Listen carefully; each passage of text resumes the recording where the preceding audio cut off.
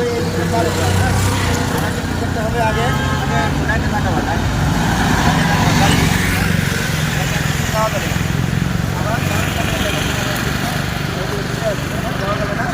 আবার ডাইনে তাকায় দেখো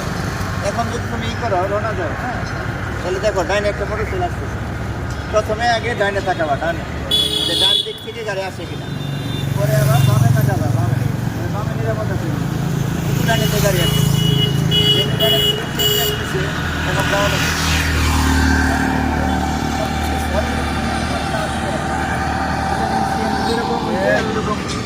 এরকম হয়েছে হ্যাঁ এটা এখন যাওয়া যাবে ঠিক আছে না তার মানে 1 নম্বর শর্ত হচ্ছে যে অবশ্যই জেব্রা ক্রসিং দিয়ে পার হইতে হবে আর